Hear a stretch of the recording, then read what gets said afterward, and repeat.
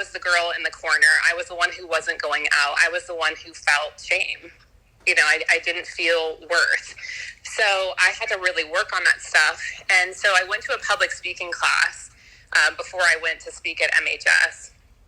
And one of the most amazing moments was the head lady handed out a mirror for all of us to hold. And we were all sitting in this room. There was 15 people. It was a small group. And she had us hold the mirror up close enough that we could only see our eyes. We couldn't be analyzing our face or being critical of ourselves or in our head. We could just see our eyes. And she was like, now I want you to repeat after me.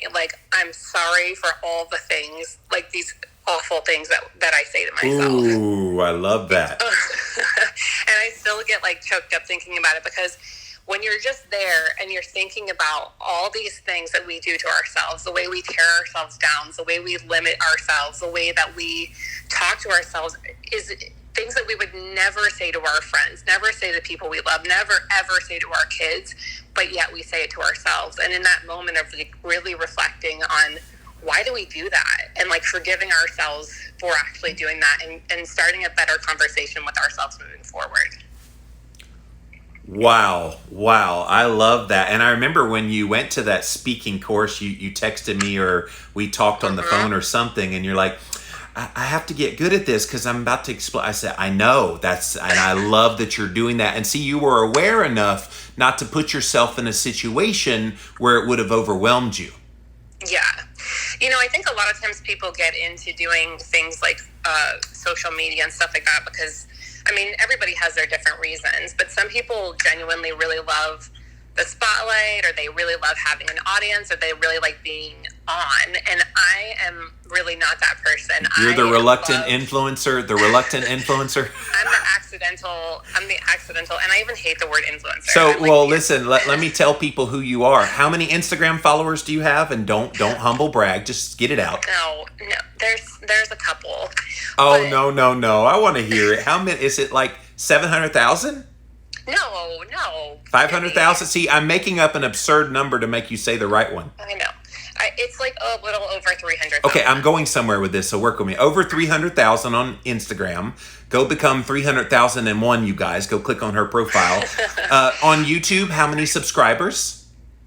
I haven't done YouTube in a while. I did YouTube videos every weekend for a year, and then I got really burned out because yes. it takes up so much time. You have a ton over there as well, hundreds of thousands I'm aware of over there as well. You've built this kind of thing, and we were just talking about our mutual friend Leanne Vogel, who also had a big splash with a book, also has had a huge following, and she kind of went the other direction where it kind of sent her in a tailspin in her mindset. Her mental health was struggling until last year when she figured out she needed to come to the Christian faith, and she did that, and it's helped her a lot. So you could go one of two ways with this. Yeah, I was really fortunate that I have a super supportive and encouraging husband. He is the biggest cheerleader. He's you can do this. We can let's get through this together. I have really great friends, my friend Jessica here in the room, who are there for me, and I have such an amazing support system. And it doesn't come without moments of doubt or imposter syndrome or holy crap, what am I doing? Before I went on national TV, I was like, what the heck? I don't even going to parties. What am I doing? Oh, it was even worse than that, because one of the shows you went on, it was a little controversial, and you just kept smiling and just shared your story. You didn't go there, and I loved it. Guys, if you ever get put in the position where you feel like you're being trapped, this is a woman, Suzanne, that can teach you some tricks about how to not fall for people's traps like that. Yeah, well, I take life the same way that I take keto. Is I'm not here to convince anybody else to do, think, or believe anything other than what they want. Yes. I'm a big advocate of you do what works for you, as long as obviously you're not hurting other people. And I hope that it's a positive thing, but ultimately it's I hope that everyone goes on their own path and does their own thing, because what makes us special is being unique and bringing something new to the table. So I never kind of took this role that I needed to prove myself or prove keto to anybody. So it's like, if you want me to come on and share my story, I'm happy to do that because I'm super passionate about it. And after years of struggling, like, I really, really want to help other people. Like, that's why I get up and do what I want to do every day. And that's why I face the fears that I have that I'm, getting better and better at. But, like, I really had to overcome a lot to get through to the passion of what I really wanted to do, which was connection. Like, I didn't want anyone else to struggle in silence like I had for so many years. So I had to push through the fear. Like, it's not that the fear wasn't there. I think that's where a lot of people struggle, is like, they hit something that's either hard or scary, and they're like, this is proof that I shouldn't be doing this. Yes. And that's actually quite the contrary. Like, when you hit that, like, that's your time to rise. Oh. That's your time to overcome and do what you were intended to do. When you do a scary thing and you come out the other end of it and go, hey, I'm good. It builds a little something inside of you. And your brain remembers that, Suzanne. And you're so confident. I remember you guys, I'm going to tell a story with Suzanne. The first time we met was I was going on a speaking tour across Australia. And I was spending the night in San Francisco. And this sweet lady here said, hey, I'll pick you up at the airport if you need a ride. And so she picked me up and she fangirled. It was awesome. It was fun. And, we had a nice little conversation, but you were so timid then. And you were like, I could tell you were confident from your weight loss, but you were still kind of finding yourself. And the woman that's here today, oh my gosh, like, you are like night and day from that girl I met way back when. Oh, thank you. It's been a lot of work and a lot of counseling and a lot of figuring things out. And still figuring things out. I think that's the great thing, is like, we all have to give ourselves permission and like just acknowledgement that, like, we are always going to be a work in progress, and that's great. There is no finish line. That's a facade. Oh, I'm still trying to figure things out, and people think I have it figured out, and I'm like, no, I'm still figuring things out in life, and that's the beauty of it all.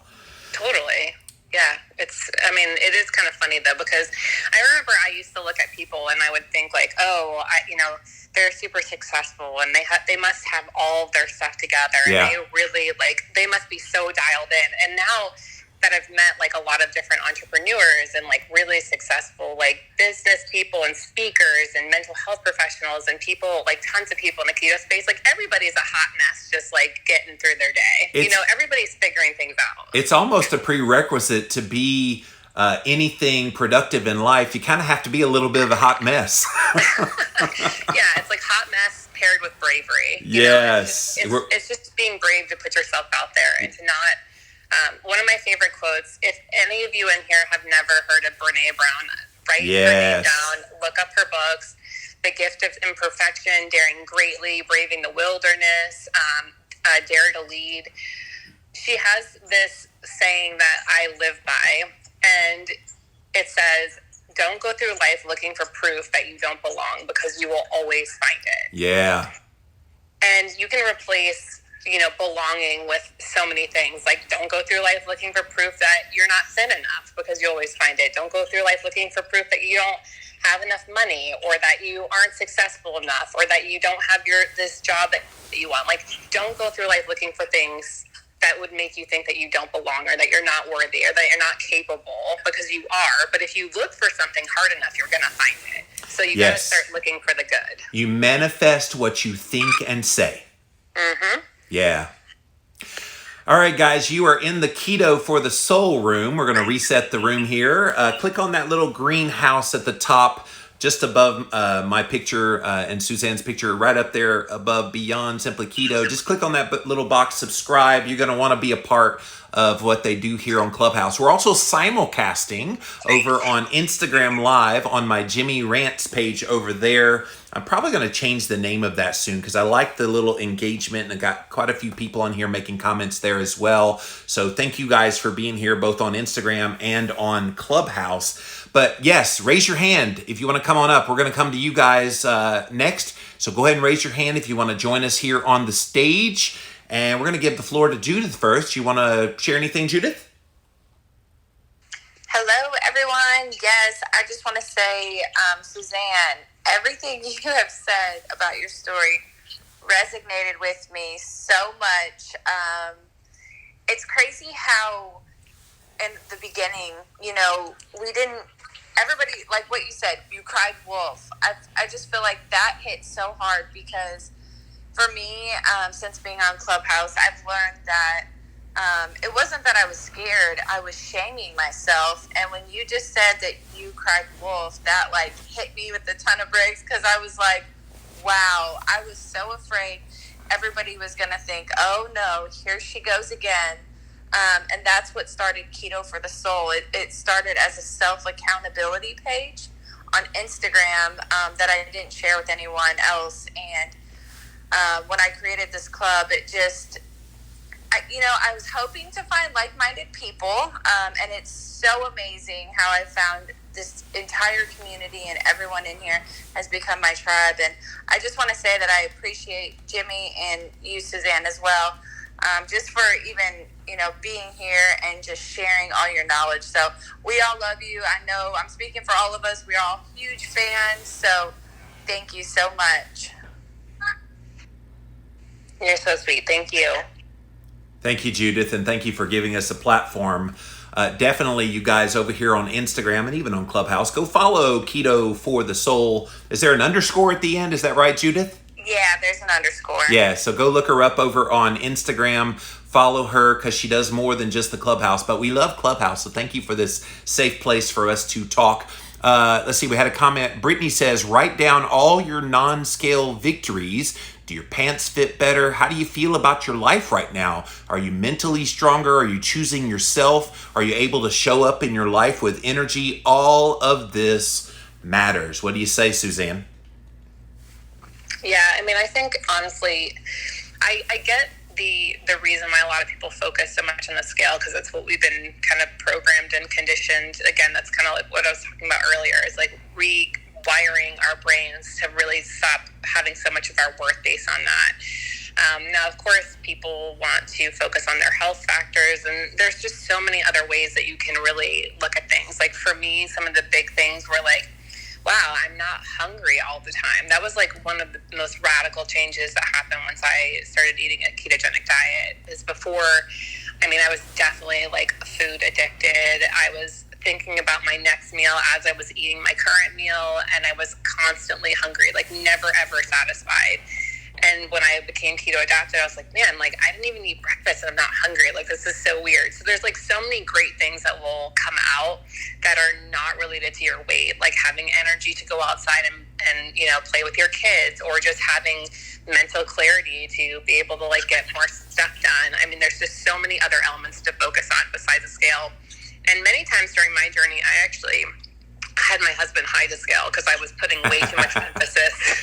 Yes. I was like, put this somewhere that I don't know where it is. Like, let's just get this thing out of here. So sometimes you definitely have to take a break from the scale and really focus on the other elements that are also really important. Oh my gosh, my best friend Brittany over here will laugh at this, but she made the same vow to herself not to step on the scale. Yes, I'm telling on you, Brittany. Sorry, not sorry. And she got up in the middle of the night to go to the bathroom, and the scale was right there. And what did she do? She stepped on the damn thing and got discouraged and ran in to tell her husband, and the husband went, all right, I'm going to take care of this. So what did Wild Man do, Brittany? That's her husband's nickname. He took the battery out of the scale, and then he hid the scale where she couldn't find it. So yeah, I think sometimes you literally have to do that because it can be so tempting to step on there. And then you have your like worthiness thing of like, no, like this is not, this number has nothing to do with my worth, and it goes down this whole spiral. So sometimes you got to get rid of the scale. Yes, I came up with the moniker, it's the lying liar that lies. And as long as you know it's a liar, Triple J came on, he had a question about that this morning. I want to look at the scale, and I'm like, nope, it's a lying liar that lies. Maybe after the first 2 weeks. First 2 weeks, yeah, use it to motivate. But after the first 2 weeks, it does nothing but just kick you in where the sun don't shine. For sure.